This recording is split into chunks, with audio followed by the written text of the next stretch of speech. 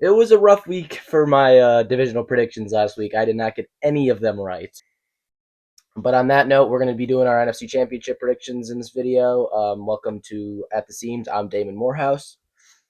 Um, and today I'm going to be sharing what I think is going to happen this weekend with the two games. So as we know, Bo Nix will not be playing this weekend. It was kind of after the fact, after the game, that we even found out that Bo Nix was even hurt. But it's we think we know what the play was when he got hurt. I'll show you that to you now. You don't really see anything. He kind of gets up slowly a little bit and he kind of starts limping, so you can see it. You could definitely see him moving that ankle a little tenderly. But he will not be suiting up this weekend. Instead, it'll be Jarrett Stidham. Jarrett Stidham has played 3 NFL games. He actually played really well against the 49ers. They ended up losing in a close game. I don't remember how many years ago that was. 2023 maybe. It might have been 2 or 3 years ago when he was with Vegas. And the Broncos are paying him good money to be the backup quarterback. And you don't get paid good money to be a backup quarterback unless that the coach can think that you know what you're doing out there. And obviously, Sean Payton is a great coach. So we know that Jarrett Stidham is good enough to play in an NFL game. Will he be good enough to play in an NFC Championship game and win it? That's another story. But he is an NFL quarterback. He can definitely get things done in the NFL. On the other hand, the Patriots heading into this game, riding high.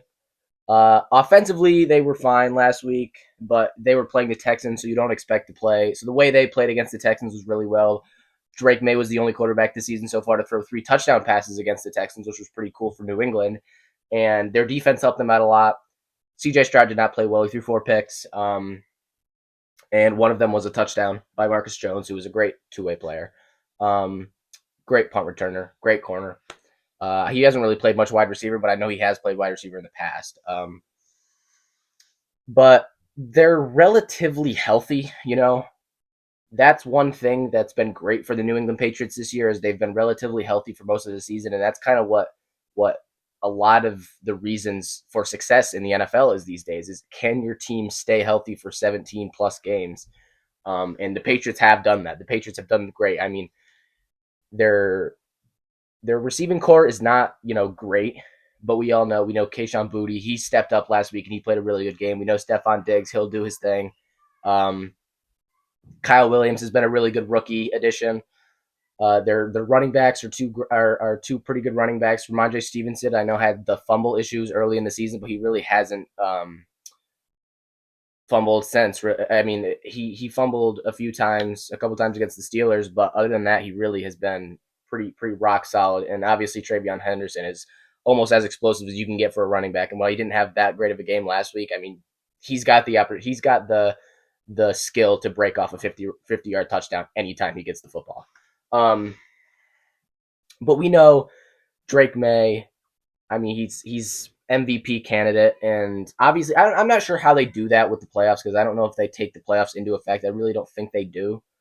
But obviously, if Drake May can play really well this weekend, which he has which he has almost every week of this season. I mean, he's been rock solid. He's been consistency. There really hasn't been like times where you're like, well, this guy has been great. I mean, they lost week 1 to the Raiders, but that feels like forever ago at this point. I mean, there was a very different team then, and they were kind of just trying to find like where they were. Drake May has he's going into his second year. They've never played with Stephon Diggs, and the wide receiver core is really didn't start using TreVeyon Henderson until a little later in the season.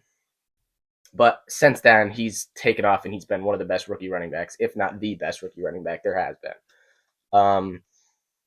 I think Drake May comes out. I think he plays another consistent good game. He'll probably throw for 250 yards and 2 touchdowns. And I think he won't have an amazing game because of how good this Broncos defense is. And I know they didn't show that last week, but that was just a great game, and you can't it's very hard to stop Josh Allen, and they were able to overcome Josh Allen and be able to win that game. And while there's a lot of people that argue it's because of the refs, they still won that game, and you can't discredit that. But I think going into this game, their defense is great. Their offense is the biggest question mark here. And we really don't know who Jarrett Stidham is. Like he's played a few games, but like he's never had like a role, like a starting role on a team. And it's going to be super mysterious as to what Jarrett Stidham might go out and do this weekend. I mean, he could go out, he could throw for 150 yards and 3 touchdowns. But I wouldn't be surprised if he went out there and threw for 250 yards. I mean, you see with these backup quarterbacks all the time is you really never know what you're going to see from them. You saw Mac Jones play really well. You saw Malik Willis play really well this season. Could Jarrett Stidham be the next backup who comes out and really helps out their team? We'll see. But that's the thing is we've seen Mac Jones play. Malik Willis, we really didn't see play. We saw him play a little bit in Tennessee, but he really never got a real opportunity. But Mac Jones, we've seen him play. We've seen him be good. So when Mac Jones came out and played really good football, we weren't super surprised. But with and I think Malik Willis, I wasn't really surprised either because I knew Malik Willis had the skill. The Titans really just never trusted him to actually throw the football, and he needed that development. But Jarrett Stidham it's super like weird. Like I've seen him play one game, and that's a couple years ago against 49ers, where the offense played really well. They ended up losing the game, but that's because the 49ers that year were great.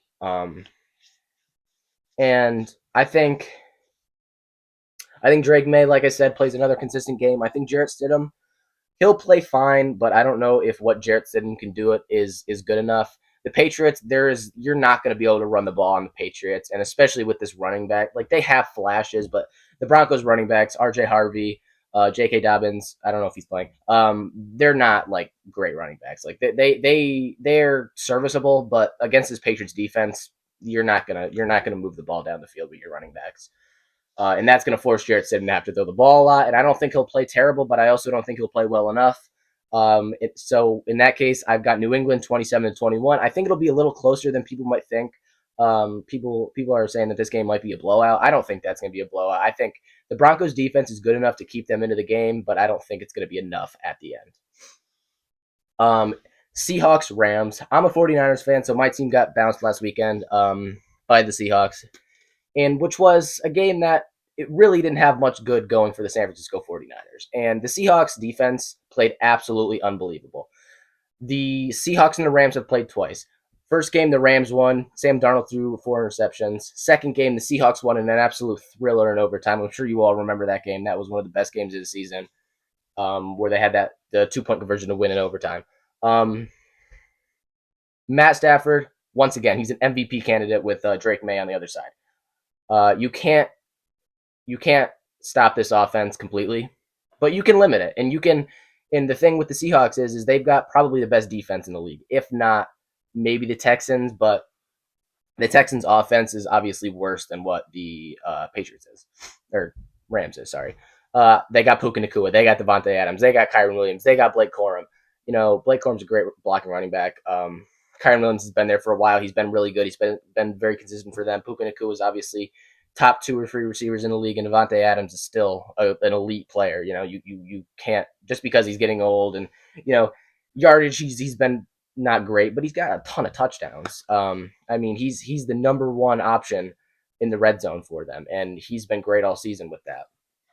On the other side, Sam Darnold's not a great quarterback, but Sam Darnold does enough, and sometimes that's all you need from your quarterback when your defense is this good, is just to do enough.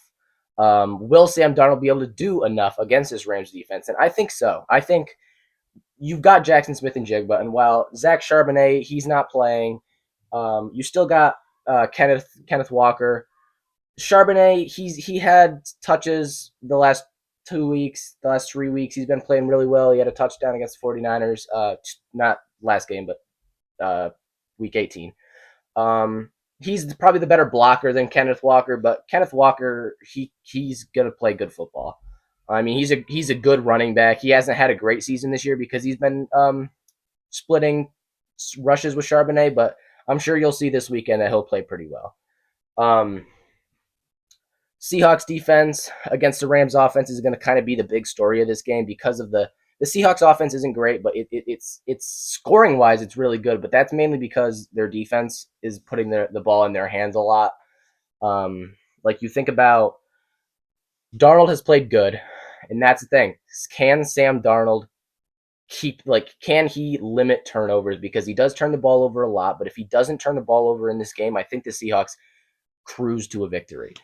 Um, I think, Puka Nacua, he's going to have his catches. Jackson Smith and Jigba are going to have their catches. Those two guys are just different.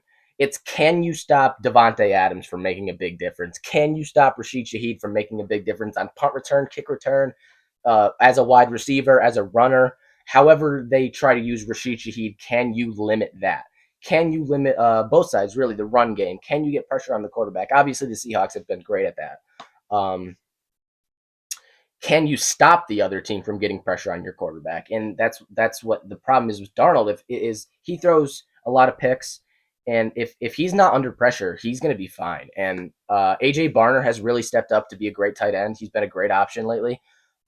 So they've got Barner, they've got in Jigba, they've got Rashid Shaheed for an explosive play. And while he's not like the best receiver, he has the opportunity to change the game, in any circumstance. He could be a kick returner, he could be a punt returner, he could catch a 70-yard touchdown, he can run for a big gain. The way he makes an impact may not be like, oh, he's going to go out and he's going to have 7 catches for 110 yards and a touchdown. Like, he's probably not going to do that. He's really never been that guy. But like, you'll look at his stats. One game he'll have 1 catch for 15 yards, and the next he'll have 2 catches for 100 yards and a touchdown. Like, he's not a normal receiver. He's an explosive play guy, kind of like what Marquez Valdes-Scantling used to be. Just he's better than Marquez Valdes-Scantling because he doesn't drop the ball as much. But he's a great returner. You saw that touchdown. He leads the league in kick return touchdowns. I mean, that was probably one of the best trade deadline acquisitions. And while it may not be the most flashy, it's been one of the most impactful because of how good he's been in the kick game. I'm taking the Seahawks to win this game. I think it'll be close. I think it'll come down to the wire. Um, I just think the Seahawks as a team are just slightly. Their defense is just gonna do just enough against LA that they are going to end up winning this game. I'm gonna say 30-27. I think it'll be relatively high scoring. I just think the 49ers offense looked super stiff last weekend. And we'll have to see what if the Rams can do better, which I assume they will because of how good their offense is and because they have Puka Nacua and because they have Devontae Adams.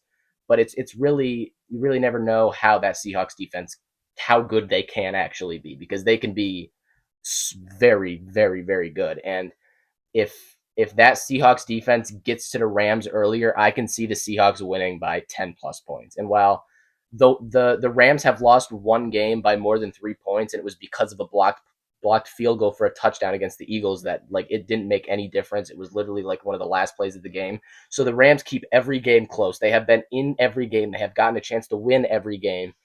And I think they keep that going, but I don't know if their offense is going to be enough. And I don't know if any team's offense is going to be enough to be able to outscore the Seahawks and be able to get past that defense. So in that case, I'm taking the Seattle Seahawks. And I hope that these games are great. I hope you all enjoy the weekend, enjoy the games on Sunday, and I'll see you guys next time.